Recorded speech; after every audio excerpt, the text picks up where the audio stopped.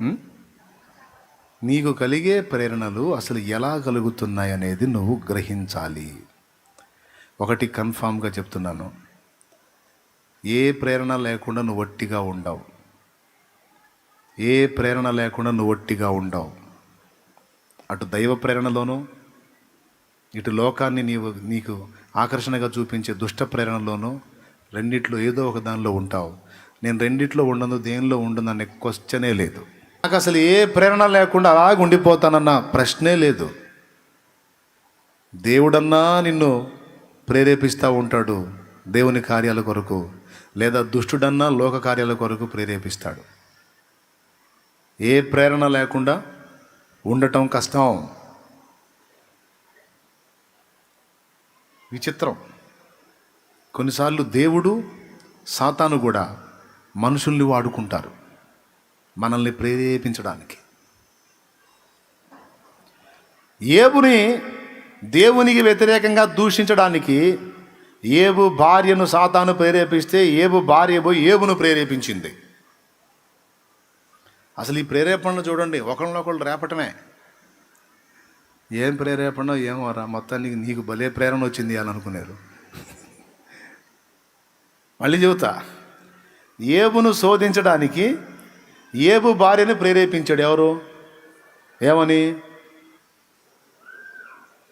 నీ పనికి మాలిన భర్త చూడు, ఆస్తులు పోయినాయి స్తోత్రం, అంతస్తులు పోయినాయి స్తోత్రం, పొలాలు పోయినాయి స్తోత్రం, 10 మంది పిల్లలు ఒక్కసారే పోయారు స్తోత్రం, ఒంటి నిండా పుళ్ళు పడిపోయి ఎలర్జీ వచ్చి గందరగోళం అయిపోయి చిల్ల పెంకుతో గోక్కొనే పరిస్థితి వచ్చినా కూడా ఇంకా స్తోత్రం అంట, ఇంకా దేవుడేనంట. ఎందుకు అట్లా అంటాడు? ఎంతకాలం పడతావు? ఎంతకాలం సహిస్తావు? ఎంతకాలం ఓర్చుకుంటావు? ఇట్లాంటి భర్త అవసరమా? ఇట్లాంటి భర్త అవసరమా?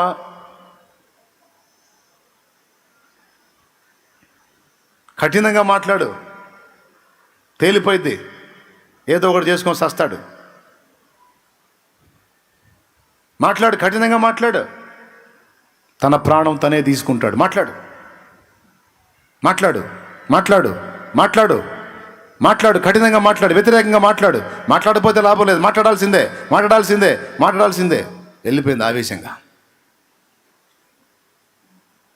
అక్కడ స్తోత్రాలు చెబుతున్నాడు. దేవా నీకు స్తోత్రం, దేవా నీకే స్తుతి. పిల్లలందరినీ తీసుకున్నావు స్తోత్రం, నువ్వు ఇచ్చావు, నువ్వే తీసుకున్నావు, నీకే మహిమ. ఎందుకయ్యా నన్ను ఇలా చేశావు? ఎందుకయ్యా నాకు ఈ పరిస్థితి? నేను చేసిన దోషం ఏంటి తండ్రి? ఏదో ఆయన గోళ్ళ ఆయన ఉన్నాడు. పోయి ఏముంది? చదువమ్మా.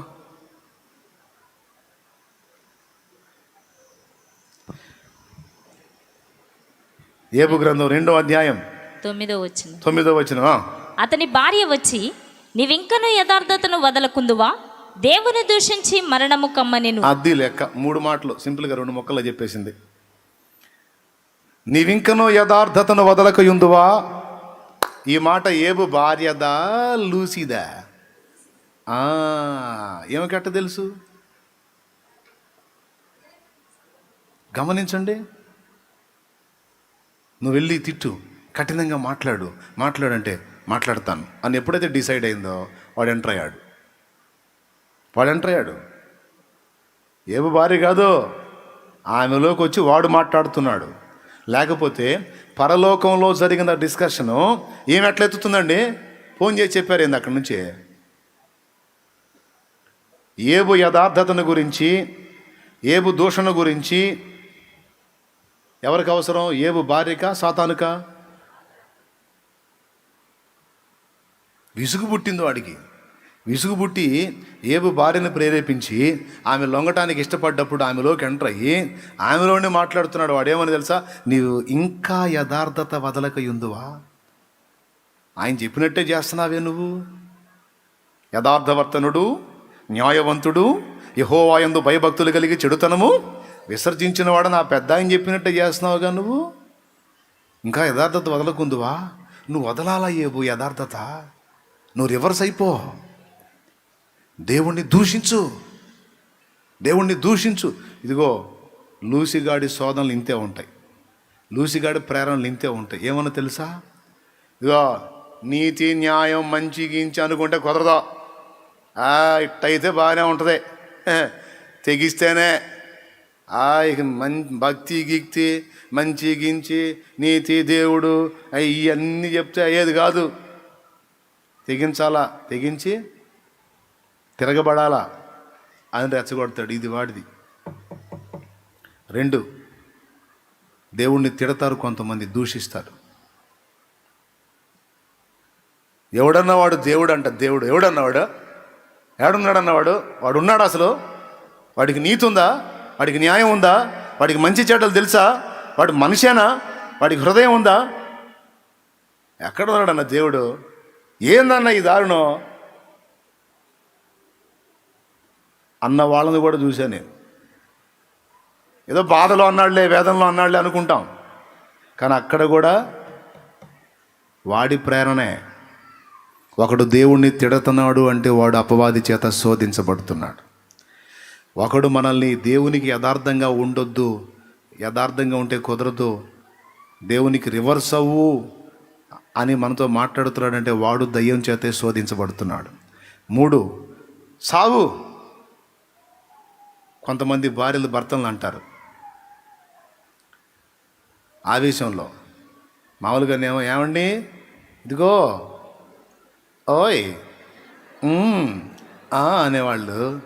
ఆవేశంలో రేయ్ దుర్మార్గుడా చావరా, ఏమన్నా చేసుకొని చావురా, దేనికైనా తలబెట్టరా అనరా. మళ్ళా మనమాట అబద్ధాలు ఆడకుండా చెప్పండి, అబద్ధాలు ఆడకుండా చెప్పండి. ఇప్పుడు కాదులే, మారు మనసు పొందకముందు ఎప్పుడన్నా నీ జీవితంలో ఒక్కసారన్నా యథార్థవంతులు మీరు చేతులు ఎత్తితే అన్నోళ్ళు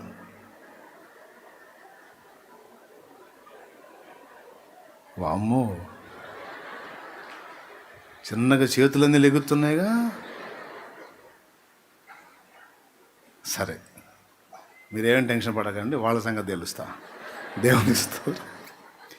సహోదరులారా, మనలో అన్నమాట యథార్థంగా మారు మనసు లేనప్పుడు గతంలో అన్నావా ఏమని?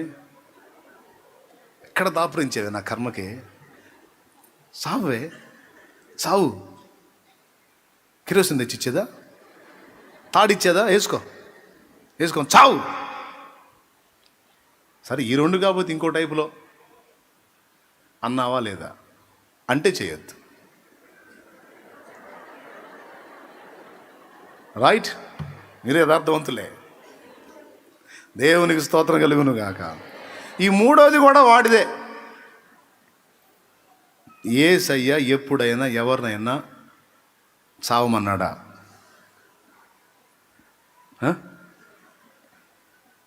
చచ్చినుండి కూడా బ్రతుకు. మరి సావు అనే పదం ఎవరిది? అది యథార్థతను వదిలేయి. నీతి నియమాలంటే కాదు, భక్తి గిక్తి అంటే కాదు, నీతి పరిశుద్ధత అంటే కాదు. బరి తెగించి లైన్లోకి వస్తేనే ఏదన్నా మనం నిలిచేది. ఈ భక్తి గిక్తి అంటే భజనే మిగిలిద్ది, ఇంకేం మిగలదు అని ఎవడైనా మనుషులు నిన్ను అంటున్నారు అంటే వాళ్ళ దయ్యం దూరిందని అర్థం. ఇదేదో కరెక్ట్గానే ఉంది కదా అని బెండయ్యావనుకో, ఖచ్చితంగా తేడా పడతావు. మనుషుల్ని వాడుకొని శోధిస్తున్నాడు వాడు. ఒక మనిషి ఇంకొక మనిషిని ప్రేరేపణ కలుగు చేస్తుంది. యథార్థతను వదులు, దేవుణ్ణి తిట్టు, చావు. ఈ 3 చేస్తే అపవాది గెలుస్తాడో. ఈ ఇద్దరి ఛాలెంజ్ ఈమెకి ఎట్ట తెలుసు? ఈమెకి తెలియదు. జస్ట్ భర్తను తిడితేనే అని వీడిచ్చిన సలహాకు లోబడింది కనుక వాడు ఎంటర్ అయ్యి ఈ 3 సంగతులు వాడౌట్ చేశాడనమాట. ఈరోజు ఇక్కడ కూర్చున్న నీ జీవితంలో కొంతమంది నిన్ను అలా అంటుండొచ్చు. దేవుడు దేవుడు దేవుడు అని తెగ పరిగెత్తి చేస్తున్నావు కదా, ఏదైందా మరి? పెళ్ళి అయిందా? వచ్చిందా నీకు ఉద్యోగం? కలిగారా పిల్లలు? జరిగిందా నీకు మేలు? నీ బతుకంతా ఇంతేనే, నీ జీవితం అంతా ఇంతే. భక్తి అంటే భక్తి, దేవుడు అంటే దేవుడు. ఎక్కడ మళ్ళీ మనకు మేలు చేసినట్టుగానే, మన మంచి కోరినట్టుగానే, మన ప్రయోజనం కోరినట్టుగానే మనకి విరక్తి కలిగించే మాటలు మాట్లాడుతుంటారు ఫ్యామిలీస్లో. టెన్షన్ పడొద్దు, దురాత్మ వాళ్ళని అట్లా శోధిస్తూ ఉంది. దురాత్మ ప్రేరణకు లొంగి వాళ్ళు నిన్న మాటలు అంటున్నారు. వాళ్ళు అన్నారు కదా, నువ్వు తాడో చేరో సున్నియో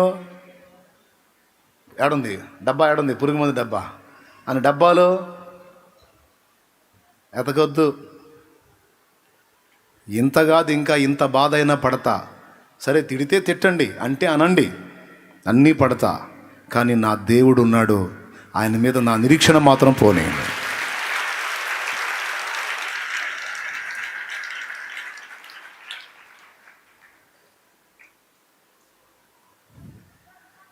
మా నాన్న నన్ను చచ్చిపో అన్నాడు, అందుకే నేను చచ్చిపోతాను అంటాడు ఒక కొడుకు.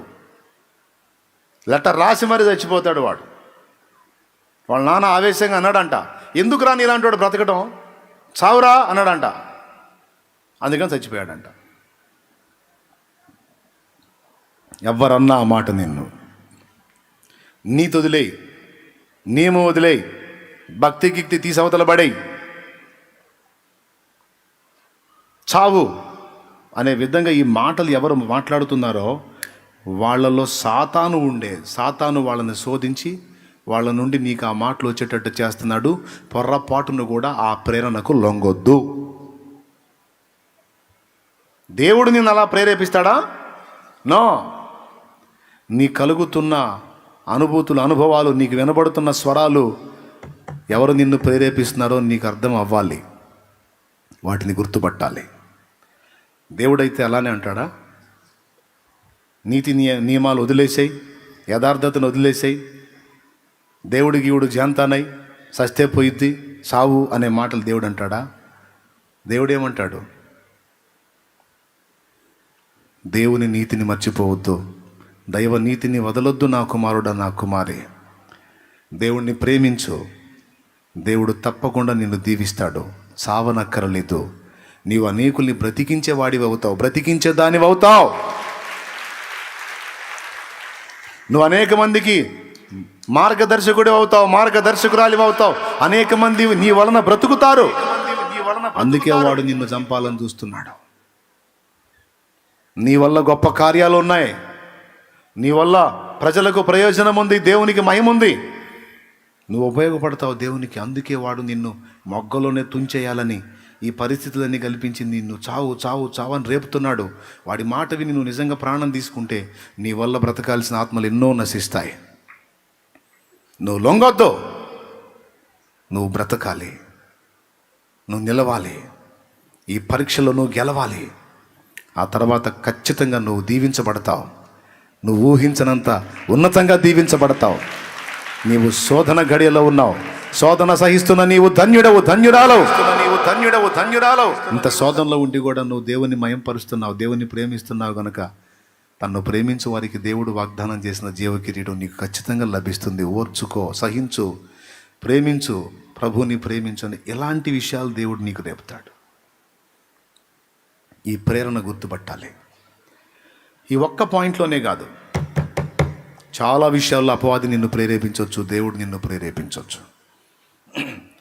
ఈ రెండు వైపుల నుంచి ఎటో కటు నీకు ప్రేరణ నిర్విరామంగా అందుతానే ఉంటుంది. ముగింపులో చెప్తున్నాను, ఈ రెండు వైపుల నుంచి ఎటో కటు నీకు ప్రేరణ కలుగుతానే ఉంటుంది. వెళ్ళు, ఖాళీగుండవాకు, ఏదో ఒక పని చేయి, ప్రకటించు, ప్రార్థించు, ధ్యానించు, ఏకాంతంగా వెళ్ళు, లేకపోతే గదిలో కూర్చో, ప్రార్థనలో ఉండు, వాక్యం విను, వాక్యం చదువు, పాటలు పాడు, దేవుని మయంపరచు. ఇదొక ప్రేరణ.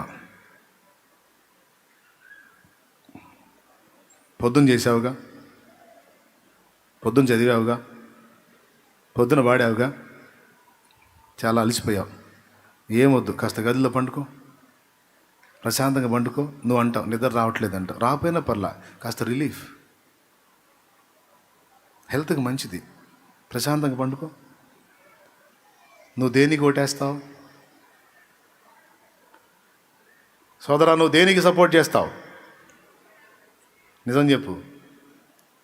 ఏ కొంచెం సందు దొరికినా ఈ ప్రేరణకే లొంగుతావు, ఆ ప్రేరణకు లొంగుతావా? కానీ నువ్వు గుర్తుపట్టవే ఏది నీకు దేవుని నుండి కలుగుతుంది.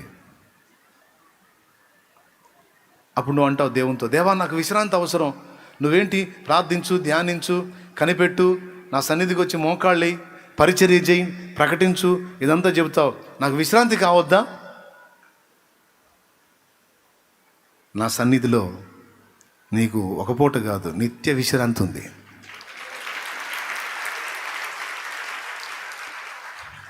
నువ్వు పండుకుంటే నీ శరీరానికి విశ్రాంతి, నా సన్నిధికి వస్తే నీ ప్రాణాత్మ దేహములకు మొత్తానికి విశ్రాంతి. హల్లెలూయా. నీ కలిగే ప్రేరణలను గుర్తుపట్టాలా. నిద్రలేదు, జస్ట్ కొంచెం రిలాక్స్ అన్నట్టు నువ్వు పడకెక్కుతావు. ఏం కలిగింది నీకు ఆలోచన చెప్పు. వాడి మొదటి ప్రేరణకు నువ్వు లొంగితే ఇక తర్వాత వేరే ప్రేరణలు తీసుకొస్తాడు. నిద్ర రావట్లేదుగా, సెల్ తీసుకో. ఏం తీసుకో? సెల్ తీసుకో. తీసావా చూడు, ఇక అది ఓపెన్ చేయగానే నీకు వస్తూ ఉంటాయి.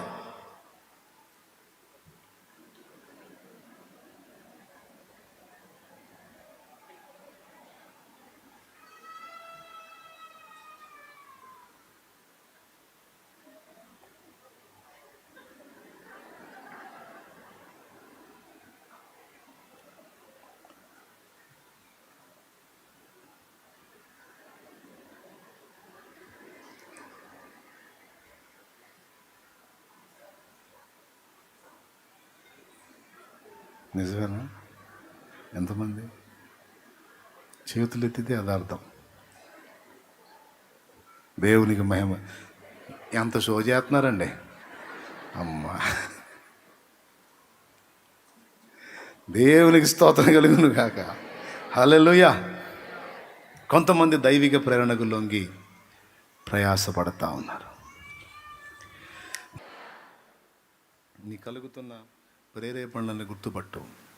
అవి దేవుని నుండి కలుగుతున్నాయా? అయితే అవి ఎలా ఉంటాయి తెలుసా? దేవుని మహిమార్థమై ఉంటాయి, వాక్య సమ్మతంగా ఉంటాయి, వాక్యానుసారంగా ఉంటాయి. అపవాది ప్రేరణలు ఎలా ఉంటాయి? దీనికి వ్యతిరేకంగా ఉంటాయి. కొన్నిసార్లు దీనిలోని సంబంధించిన విషయాలు లాగానే అనిపిస్తూ దారి మళ్ళిస్తాయి. అది కూడా చెప్తా ముక్క.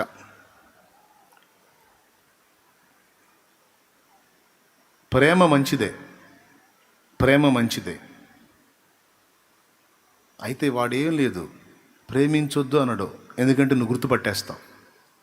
ప్రేమించొద్దు అనడు, నువ్వు గుర్తుపట్టేస్తావు.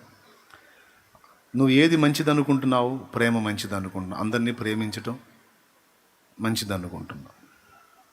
ఓకే, నువ్వు ప్రేమించొద్దు అంటే నువ్వు పట్టేస్తావు కదా. అందుకని ప్రేమించాలి, బాగా ప్రేమించాలి, ఎక్కువగా ప్రేమించాలని అతి చేస్తాడు. అతి సర్వత్రా వర్జయేత్.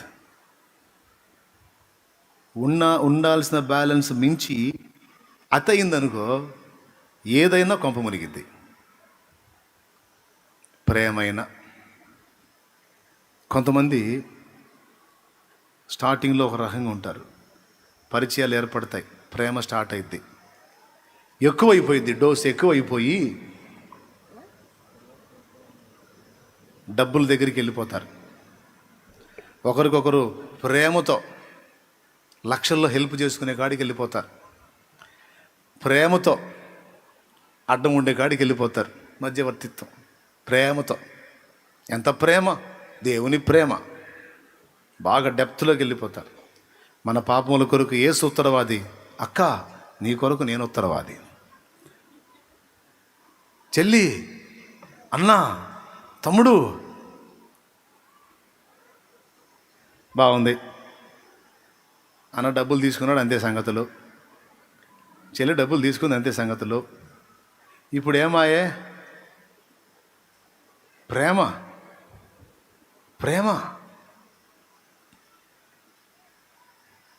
ప్రేమగా ఉండాలి, సోషలిజంగా ఉండాలి, చొరవగా ఉండాలి, చనువుగా ఉండాలి. నా ఇల్లు నీ ఇల్లు కదా, నా నా ఆ, టేబుల్ నీ టేబుల్ కాదా, నా ఫుడ్ నీ ఫుడ్ కాదా?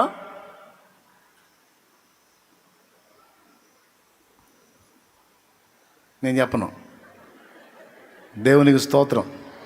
హల్లెలూయా. బుర్ర ఉన్న వాళ్ళకి అర్థమైద్ది. అతి అదంటే దేవుడిని బట్టి చేశానన్నా, దేవుడిని బట్టి నమ్మానన్నా. నేను అందుకే అంటాను, లేఖనం సరిగ్గా చదవాలి. నీ ప్రేమ తెలివితో ఉండమని ఉంది. నువ్వు దేబ్రే ముఖం వేసుకొని ఒక మొక్కే పట్టుకుంటే అట్లా తెలివి ఉండదా? నీ ప్రేమ తెలివితో ఉండాల. వివేచన కదా, హద్దులు లేవా? ఏం లేదు, వాడు జస్ట్ ఎక్కువ డోసు పెంచు అంతే.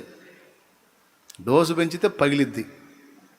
క్యా పగులుతా హే, మొహం పగులుతా హే. హద్దు ఉంది, పద్ధతులు ఉన్నాయి. ఎక్కడ అతి అతి అతి వెళ్ళకూడదు. అతిగా వెళితే ఒక్క చోటకి వెళ్ళు, ఏసై దగ్గరికి వెళ్ళు. అతిగా ప్రేమిస్తే ఒక్కడే అందుకు తట్టుకునేవాడు అర్హుడు, ఏసయ్య. మనుషులతో ప్రేమ కలిగి ఉండాలి, కపటంగా ఉండకూడదు, యథార్థంగా ప్రేమ కలిగి ఉండాలి, హెల్ప్ కూడా చేయాలి.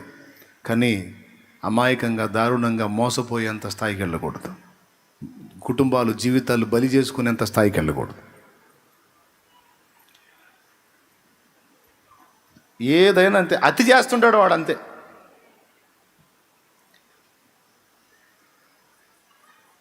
చనువు ఉంది, ఆ చనువుని ఎక్కువ చేసి ఇంకో సంబంధానికి తీసుకెళ్తాడు వాడు. అర్థమైందా?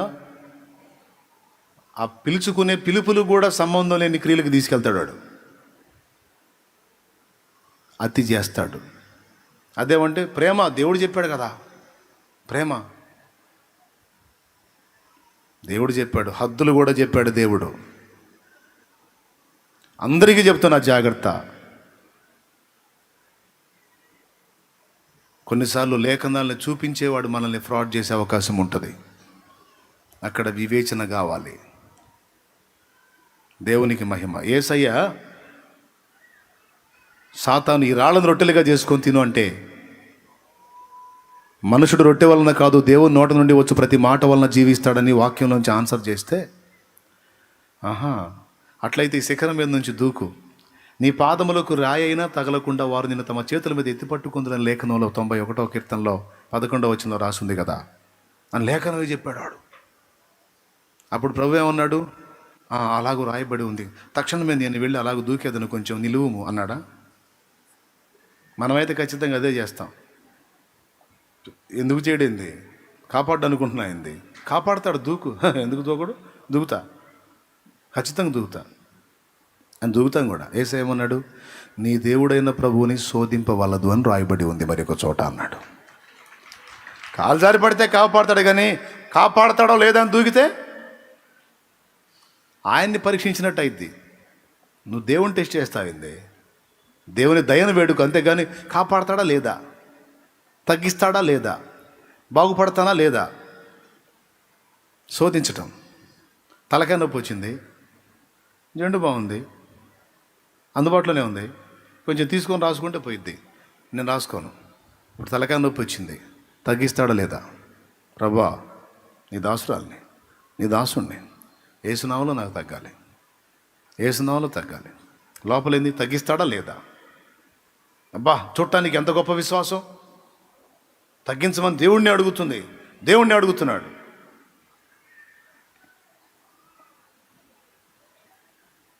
గొప్ప విశ్వాసం కదా. గొప్ప విశ్వాసం ఏం చేసిందో తెలుసా? నా దేవుడు శక్తిహీనుడని నేను అనుకుంటే, బలహీనుడని నేను అనుకుంటే టెస్ట్ చేసుకోవాలి. ఆయన బలవంతుడని నాకు ఎప్పుడో తెలుసు. తగ్గిస్తాడా తగ్గించడా నేను పరీక్షించి తెలుసుకోవాల్సిన అవసరం లేదు. ఆయన అనుకుంటే తగ్గిస్తాడు, ఉంచాలనుకుంటే ఉంచుతాడు. దానికి నేను ఆయన శోధించాల్సిన అవసరం లేదు. నాకు అందుబాటులో ఉందనేది వినియోగించుకుంటా. అయినా నాకు ఎదురు తిరిగితే అప్పుడు నేను ఆయన ముందు కూర్చుంటా. దేవా, నా ప్రయత్నం నేను చేశాను, నువ్వు బలవంతుడివి, ఈ విషయంలో నాకు ఇబ్బందిగా ఉంది, కొంచెం హెల్ప్ చేయి. అంతేగాని అవకాశాలు ఉండంగా వాటిని వినియోగించుకోకుండా దేవుణ్ణి శోధిస్తూ కూర్చోవటం భక్తి కాదు, విశ్వాసం అంతకన్నా కాదు, అనుమానం లెక్క వచ్చింది. రైట్. పరిశుద్ధుడు అయిన మా తండ్రి, ప్రేమస్వరూపిక దేవా నీకు వందనాలు. ప్రేరేపణ అనే ఒక పాయింట్ని గురించి ఈరోజు మాతో ఎన్నో విషయాలు మాట్లాడావు. నీవు మాతో మాట్లాడే పద్ధతుల్లో అది కూడా ఒకటై ఉంది. శత్రువు మాకు ఇచ్చేటువంటి ప్రేరణలకు మేము లొంగక నీ పరిశుద్ధాత్మ ద్వారా నీవు అనుగ్రహించేటువంటి ప్రేరేపణ, ఆత్మీయులైన బిడ్డలు దైవజనుల ద్వారా నీవు మాకు అందించేటువంటి అద్భుతమైన నడిపింపులో మేము ముందు కొనసాగటానికి మాకు సహాయం చేయండి. కొంతమంది మనుషులే నమ్మకంగా మా పక్కన చేరి చావుకి రేపేవాళ్ళు, పాపానికి రేపేవాళ్ళు, చెడుతనానికి రేపేవాళ్ళు, చీకటి క్రియలకు రేపేవాళ్ళు, మమ్మల్ని ఎన్నో రకాలుగా ప్రేరణ కలుగజేసి సేవకుడు ఆత్మీయుడైన దైవజనుని వెంబడించకుండా మమ్మల్ని చెడగొట్టేవాళ్ళు, రకరకాల మాటలు చెప్పి నిందా ప్రచారాలు చేసి అబద్ధాలు ప్రచారం చేసి దైవజను నుండి మమ్మల్ని విడదీయటానికి కుట్రబనేటువంటి దుష్టాత్మలు వీటన్నిటి నుంచి మమ్మల్ని కాపాడు. వీటన్నిటి నుంచి మమ్మల్ని తప్పించు ప్రభువా. నీ ప్రేరణ తెలుసుకొని ఆ ప్రేరణలో మేము ముందు కొనసాగటానికి సహాయం చేయమని ఇక్కడున్న బిడ్డలందరినీ మీ దయగల చేతికి అప్పగిస్తూ స్తుతి మహిమ ఘనత ప్రభావం మీకే చెల్లిస్తూ కృంగిన స్థితిలో ఉన్న వారిని లేవనెత్తండి, రోగులను స్వస్థపరచండి. కొంతమంది మనుషులు అంటారు ఇది తగ్గదని, కానీ ఆ ప్రేరణకు లొంగకూడదని. నీ మాట అంటుంది నేను నిన్ను స్వస్థపరుస్తానని. ఆ మాటను గట్టిగా పట్టుకొని విశ్వాసము ద్వారా గొప్ప కార్యాలు చూడటానికి కృపనివ్వు నా తండ్రి. బిడ్డలందరినీ దీవించు, తిరుగు ప్రయాణంలో తోడై ఉండి క్షేమంగా గృహాలకు చేర్చు. ఎవరు ఏ కీడులో పడకుండా బిడ్డలందరినీ నీ కాపుదల్లోకి తీసుకు వారి చేతనుంచబడిన నూనె నీ శక్తితో నింపు వినియోగించి ప్రార్థించడం ద్వారా స్వస్థత చేకూర్చు.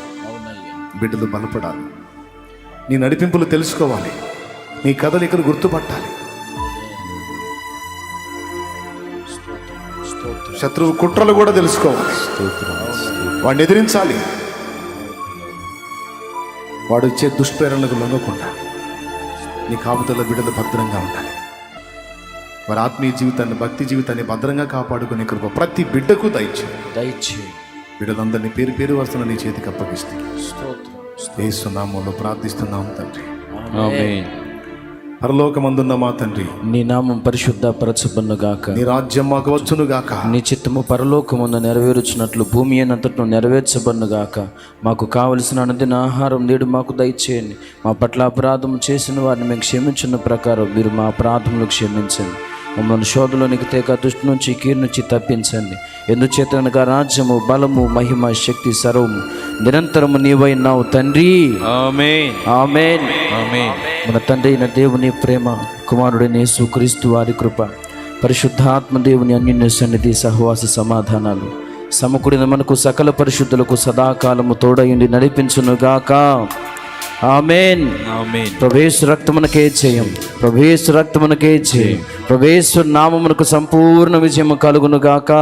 ఆమేన్. ఆమేన్. ఆమేన్. హల్లెలూయా, హల్లెలూయా, హల్లెలూయా, హల్లెలూయా, హల్లెలూయా. హల్లెలూయా.